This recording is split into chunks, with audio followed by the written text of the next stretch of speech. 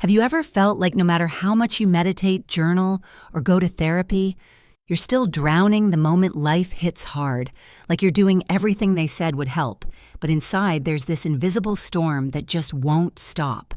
That's exactly where I was not long ago, and I know I'm not alone. There's this quiet belief a lot of us carry that if we're struggling, we must not be trying hard enough. That maybe if we just did more journaling, more breathwork, more podcasts, more positive affirmations, we'd finally feel okay. But that belief, it's exhausting, and it's also dead wrong. Somewhere along the way, we turned healing into hustle. Self-care became another item on our to-do list, something to conquer instead of something that grounds us. Every scroll on social media tells us what we should be doing. Cold plunges, 5 a.m. meditations, gratitude lists, journaling prompts, workout plans, 10-minute breathing routines. And don't get me wrong, those can be great, but when you're already hanging by a thread, that list feels like another mountain to climb. And when you can't keep up, it doesn't just feel like failure. It feels like personal weakness, like you're broken. But here's the question no one asks. What if the key to real mental strength isn't about doing more at all? What if the reason you feel stuck isn't because you're lazy or weak or lacking discipline, but because you've been chasing the wrong formula? What if the strongest thing you can do is actually smaller than you think? In today's video, I'm going to share something that completely changed the way I view resilience. I call it the Resilience Blueprint, a science-backed, experience-tested approach that uses tiny, minimum-dose habits to create long-term emotional strength. Not in a performative look, how zen I am kind of way, but in a quiet, grounded, powerful way that you actually feel when life comes at you fast. I'll break down how your brain responds to small, consistent actions, why most people approach habit change wrong, and how you can create your own daily resilience routine that takes less than 3 minutes a day. I'll also tell you a personal story, one I haven't shared before, about the moment I realized I couldn't keep pushing through like this. If you've ever felt like you're losing a battle no one can see, like you're doing your best, but something inside still breaks under pressure, this video is for you. Stick with me. What I'm about to share won't just explain why you feel this way. It'll show you how to change it. And if any part of this already feels real to you, hit that like button right now. Not for the algorithm, but to let me know you're here, that you're tired, but you're not giving up. You're still showing up. And that matters more than you know. I want to tell you about a moment I don't usually talk about, not because I'm ashamed, but because it still stings, and because I know there's someone out there who needs to hear it. A few years ago, I was running on empty. Outwardly, I looked fine. I was doing all the right things, journaling every morning, going to therapy once a week, meditating, trying to. I was even reading all the self-help books people swore would change my life. My calendar looked like someone who had it all together, but inside I felt like I was barely holding it together with invisible tape. It was the kind of anxiety that doesn't scream, it hums. A constant low-level dread that followed me through every room like a shadow. I wasn't sleeping well. I was second-guessing every decision I made. I'd show up for people, for work, for responsibilities, but I was never really present. My mind was always scanning for the next crisis, even when things were calm. That's what high-functioning anxiety does. It hides behind performance. You keep moving so no one suspects you're falling apart. Then one afternoon I got an email. It wasn't dramatic, it wasn't cruel, it was just disappointing. A client criticizing something I'd poured my heart into. Objectively, it was manageable, but it hit something deeper. Not because of what it said, but because of what it confirmed. That no matter how hard I tried, I was never enough. Not for others, not for myself. It cracked open this quiet voice I'd been pushing down for months. You're faking it. You're falling behind. You're not okay. I stared at the screen, frozen, and then I felt it, this wave of heat in my chest like something had burst. But instead of crying or getting angry, I went numb completely. I couldn't feel anything. I just closed my laptop, walked into the bathroom, locked the door, and sat on the floor. Not to do anything dangerous, just to stop.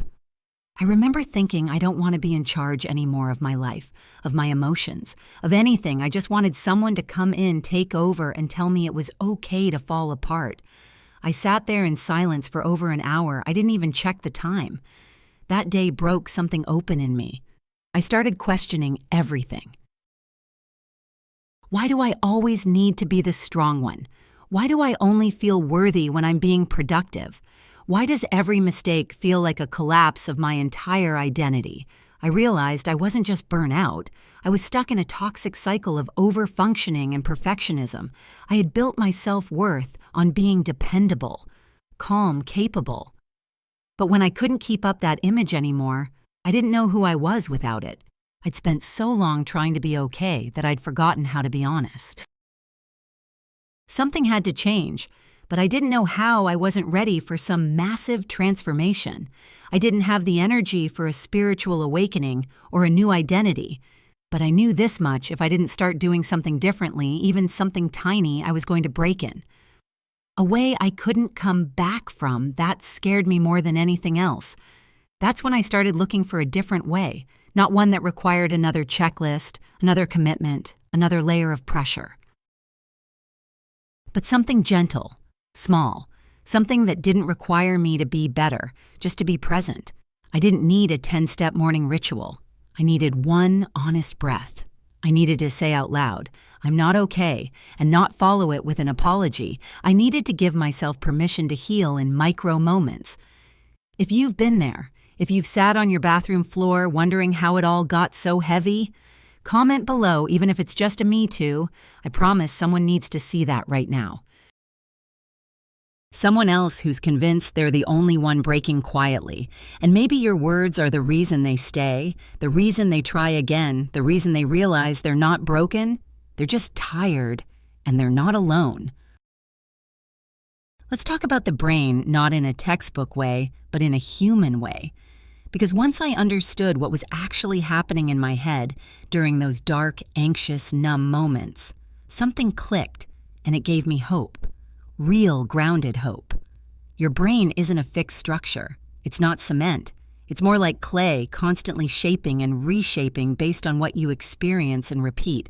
That ability is called neuroplasticity. Think of it like this. Every time you do something, feel something, think a certain thought, react a certain way, your brain lays down a track. One time, it's just a faint trail, but when you repeat it again and again, that trail turns into a paved road. Eventually, it becomes your default path. If your default reaction to stress is shutting down or spiraling, that's not a moral failure. It's just a well-worn brain pathway. You didn't choose it on purpose. It was carved out by repetition. The same way we learn to ride a bike or tie our shoes, only this time it's fear and survival doing the training. But here's the good news. If your brain can wire those responses in, it can wire new ones in too. Now here's where most people get tripped up. They think they have to overhaul everything at once. Go to the gym, meditate for 20 minutes, write 3 pages of affirmations every day. That's not how rewiring works. You don't need to move a mountain, you just need to move a pebble every day.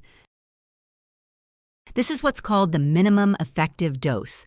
It's like strength training. It's not the size of the weight that matters. It's how often you lift it. 1 push-up every day does more than 50 push-ups once a month. The brain responds to consistency, not intensity. A single 60-second habit done daily can literally begin to reroute your brain. For example, pausing to take 3 slow breaths every morning, even before you open your eyes, starts engaging your parasympathetic nervous system. That's the part of you that says, you're safe now. If you do that every day, you start sending your brain the message. This is who we are now. Calm, intentional, in control.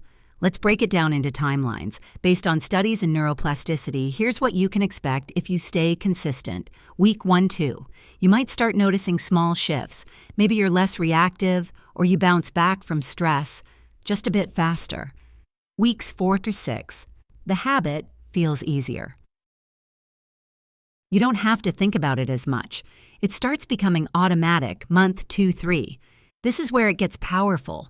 Your brain begins to default to the new response. It's no longer effort, it's identity. The calm breath becomes your reflex. The pause before reacting becomes second nature. Here's the hard truth. Your brain will always default to the pattern you practice most. If you've been practicing panic avoidance or self-criticism for years, it's not because you want to. It's just what your brain learned to expect. But the moment you begin practicing something different, even a small thing, you start shifting that expectation. Your brain learns by watching what you repeat, not what you promise, not what you hope, but what you do. So if you're thinking, okay, but what habits actually make the biggest difference?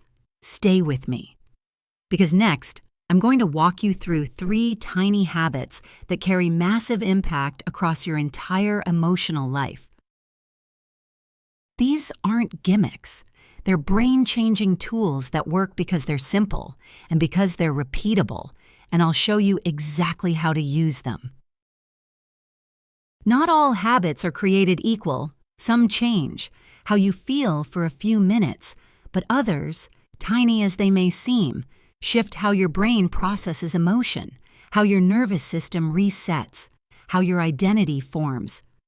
These are what I call keystone habits, and in my experience, both personally and professionally, these 3 habits are the most powerful when it comes to building real resilience.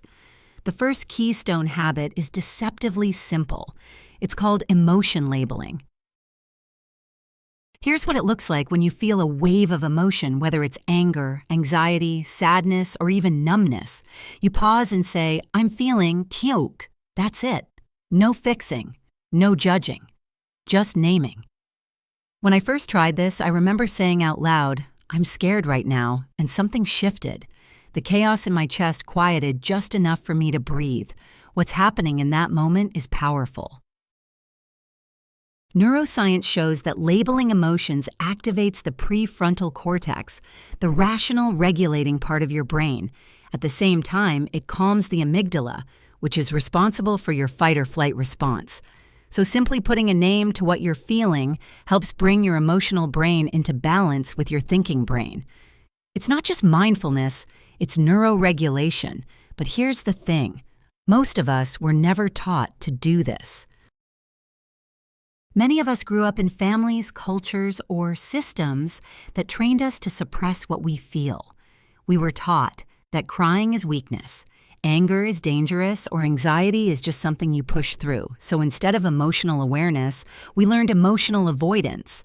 But what we avoid doesn't disappear. It just hides deeper and controls us from the background. I had a friend, type A, successful, always in control, who used to joke that she had 2 emotions, fine and furious. But when she started labeling what she was actually feeling, shame, grief, uncertainty, she didn't fall apart. She softened. She started responding instead of reacting, and it changed everything. Try this right now.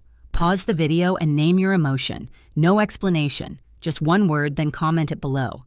You'd be surprised how powerful that one word can be. The second keystone habit is what I call the breath reset. It's exactly what it sounds like, just taking 3 deep, intentional breaths first thing in the morning before you check your phone, before the world starts talking at you. It sounds too small to matter, right? That's the trick. That 10-second ritual has given me more peace than any app or podcast or scroll ever has. Here's why it works. Breath is the only function in your body that can be both conscious and unconscious. That means it's the bridge between your body's stress system and your conscious mind. When you take a slow inhale, then a slightly longer exhale, you activate the parasympathetic nervous system, your body's natural calming response. You're literally telling your brain we're safe. We don't realize how much the phone hijacks our nervous system. Checking notifications, the second we wake up, trains our brain to start the day in alert mode. We go into reaction, not intention. But 3 grounding breaths flip that script. It's like handing the steering wheel back to yourself, even just for a moment. I remember one morning when I was spiraling before I even got out of bed. The to-do list was already yelling at me. I hadn't even stood up, so I paused. 3 breaths. That was it. My brain slowed down just enough for me to say, okay, one thing at a time. Try it tomorrow, just once. Wake up. Don't grab your phone. Just breathe. Then come back and tell me how it felt. Seriously, I want to hear about it. The third habit is the value check-in. This one happens at the end of the day, and it's just one simple question. Did I act in alignment with the person I want to be today? You're not grading yourself. You're not doing a full journal, just reflecting. One honest moment of connection between who you are and who you're becoming. Why does this work? Because your brain tracks behavior based on identity patterns. The more often you act like the person you want to be, the more your brain sees that identity as real. This isn't fake it till you make it. This is behavioral reinforcement. One small choice today becomes tomorrow's default. We live in a world obsessed with performance. Metrics likes outcomes, but value alignment is quieter. It's about whether you kept a promise to yourself, whether you showed compassion when you could have snapped, whether you honored your limits. I had a moment like that a few weeks ago. Someone was rude to me online and I wanted to clap back, but I took a breath and let it go. Not because I'm a saint, but because the version of me I'm building wouldn't waste energy like that, and I felt proud of her. These 3 habits, labeling your emotion, resetting with breath, and reflecting on your values, take less than 3 minutes a day combined, but they've changed the way I walk through life. They didn't fix everything overnight. But they gave me traction on days when I felt like I was sliding backward. Of these 3, which one feels most doable to you right now? Comment below emotion, breath, or value. I'll be in the comments responding, and I'll share more tools based on what you say. One habit can help, but when you start stacking them, when you build sequences that support you at different points in the day, that's when the real transformation happens. This isn't about becoming robotic or perfect. It's about giving your brain a rhythm, a few moments of intentional reset that tell your nervous system you're not in danger, you're safe, you're still in control. These micro routines don't just interrupt stress. They train your brain to recover faster until resilience becomes your baseline, not your backup plan. Let's start with mornings. The most important part of your day isn't what you do, it's how you begin. That's where your nervous system gets its signal for the next 12 hours. And no, you don't need a 5 a.m. sunrise hike or green juice. You need 3 things: breath, intention, and light. Here's a routine that takes less than 3 minutes and has changed my mornings completely. Step 1, before you even sit up, take 3 slow breaths, in through the nose, out through the mouth. Feel your chest rise, let the breath go. Step 2. Whisper one intention out loud, something like, today I'll stay grounded, or today I'll focus on what I can control. Step 3. Open your blinds or step into sunlight for just 30 seconds. Natural light resets your circadian rhythm and boosts mood-regulating chemicals in your brain. Step 4. Stretch your arms overhead, roll your shoulders. Move gently. Let your body know the day has begun. This isn't a routine, it's a reset button for your brain. When I started doing this, I noticed I wasn't waking up in panic mode anymore. I wasn't instantly pulled into the vortex of stress and notifications. I had a moment that was mine. A moment that said, you're not behind, you're just beginning. Next is the stress response routine. This one is a lifeline. It's for the moment you get a frustrating email, a passive-aggressive comment, a traffic jam, a sudden wave of dread. You know those moments when your chest tightens, your jaw clenches, and your thoughts go from calm to chaos in 2 seconds. That's your fight-or-flight system kicking in. But here's the magic. You can train your body to exit that state right in the moment. Step 1, label the emotion. I'm feeling overwhelmed. I'm irritated and tense. Say it out loud if you can. Step 2, take 1 slow breath in and then exhale for a count of 4. The longer exhale activates the part of your nervous system that calms stress. Step 3, ground yourself. Touch something textured. Sip cold water. Feel your feet on the floor. Pick one sense and anchor to it. That's how you get out of your head and back into the present. This isn't just woo-woo, it's neuroscience. That exhale sends a message to your vagus nerve, which tells your body it's time to switch out of survival mode. That grounding cue interrupts the spiral before it gains momentum. And every time you do this, you're carving a new neural pathway, one that says, I can stay present, I can self-regulate, I don't have to lose myself in this moment. I use this almost every day, a tense conversation, a wave of self-doubt, even those days where everything feels just off. I don't always fix the stress right away, but I don't let it consume me either. That's a win. That's resilience. And then there's the evening. The truth is, most of us never really end our day. We just collapse into sleep and hope our brain catches up. But when you give your mind a closing signal, you create space for actual recovery. That's what the evening decompression routine is for. It's not a big production. It's a whisper that says you did enough today. You can rest now. Step 1, do a quick body scan. Close your eyes and notice, where am I holding tension? Shoulders, jaw, hands, wherever it is, release it, even just 10 seconds. Step 2, reflect on one moment you're proud of, however small. Maybe you stayed calm in traffic. Maybe you didn't check your email after 8 p.m. Give yourself credit. Step 3, create a shutdown cue. Turn off a lamp. Play soft music. Change into comfy clothes. Something that physically signals this day is done. The brain loves repetition. It learns through cues. When you give it familiar signals, breath, light, grounding, softness, you're not just managing stress, you're retraining your entire system to cycle out of survival mode. That's how resilience becomes embodied, not something you chase, but something you carry. These routines aren't magic, but they are medicine. And when you repeat them day after day, they become the anchors that hold you steady. Which one do you need most right now? Morning stress reset or evening decompression? Comment below and tell me. Morning stress or evening? I'll be reading every reply and I'll share more custom tools based on what you say. Let's build your blueprint together. There's one mindset trap I see all the time. Maybe the most damaging one of all. I call it the too small to matter lie. And I know it well because I used to believe it too. I've whispered it to myself after breathing exercises didn't fix my panic. I've said it after skipping one routine and feeling like all my progress disappeared. It sounds like this: one breath won't fix this. Naming a feeling won't change anything. I don't have time for this today.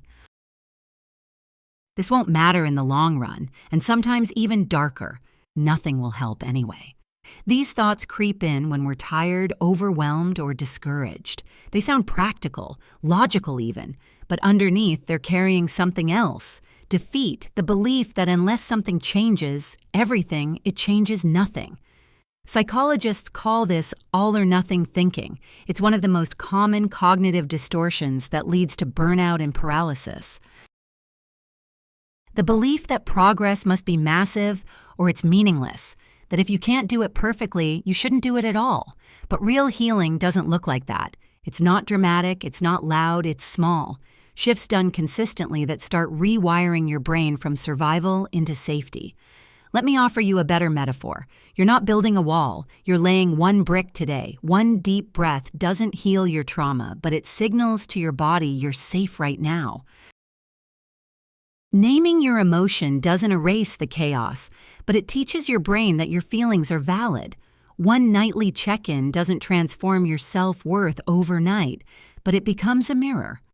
And over time, your brain starts seeing someone stronger than you realized. Of course, your brain resists at first. Of course, it tells you it's pointless. That's not you failing. That's just a brain that spent years in overdrive trying to protect you.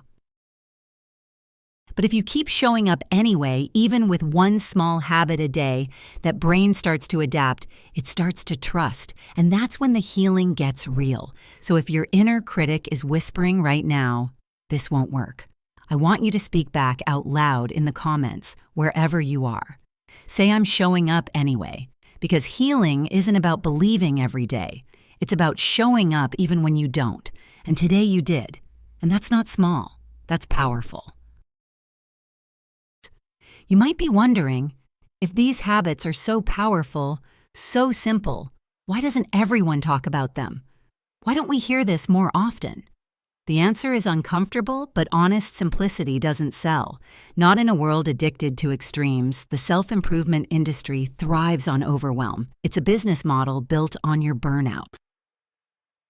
If they can convince you that you need a 10-step morning routine, 4 supplements, a productivity coach, and a healing retreat just to be okay, then you'll keep buying, keep searching, keep feeling like you're behind, because the moment something feels achievable, it stops being marketable. And let's not forget, hustle culture. We are conditioned to believe that healing must look like work, push through, optimize, maximize every second of your day. Even our rest becomes strategic. Our mindfulness becomes performance. Somewhere along the way, mental health stopped being about feeling better and started being about looking better. Did you do your cold plunge today? Did you journal enough? Did you manifest hard enough? It's exhausting. I've even seen this in myself. Moments where I posted about self-care while quietly falling apart, where I felt guilty for resting because it didn't feel productive enough. Mental health became a brand, a checklist. A way to prove that I was doing the work. But here's the truth. Healing isn't aesthetic. It's messy, it's quiet. And sometimes it's just surviving another day without collapsing. That's the version no one posts about, but it's the one. Most of us live. That's why this video exists, because I don't want to give you another thing to perform. I want to give you something real, something small enough to start, consistent enough to matter, and honest enough to stick. In a culture obsessed with big fixes and big promises, simplicity becomes a form of rebellion. It says, I don't need to do more to be enough. I just need to show up, breathe, reflect, begin again. You don't need a perfect version of healing. You need a possible one. And sometimes the most revolutionary thing you can do is to go small on purpose and repeat. That's where change lives. I want to leave you with one final truth. Maybe the most important one in this whole video. Resilience isn't a crisis skill. It's a prevention system. It's not just about bouncing back when life knocks you down. It's about building a foundation strong enough that you don't fall as hard next time. It's about being ready, not reactive, grounded, not constantly recovering. You don't need a perfect 10-step morning routine. You don't need to be hyper-disciplined, ultra-productive, or constantly on. You need one honest action you can take daily. One tiny thing that tells your brain, we're okay, we're safe, we're still here. That's the shift, and that's enough. And I'll say this with love. Don't wait until you break. Don't wait for another burnout, another panic spiral, another sleepless night, staring at the ceiling. You don't have to hit rock bottom to decide you want something steadier. Start tonight. Even if all you do is pause, breathe, and whisper to yourself, I made it through today. That counts. That matters. The thing about real transformation is it's quiet, subtle. It happens underneath the surface in the patterns your brain starts to trust again. And by the time you notice it, you've already changed. You're already doing better than you were. That's what this work creates, a life that doesn't collapse when it gets heavy. A mind that can return to center. A heart that stays open even when it hurts. And all of that starts with the smallest daily decisions. So if no one has told you this lately, you're not weak for needing simple things. You're wise for learning how to use them. You don't need to impress anyone with your healing. You just need to keep showing up.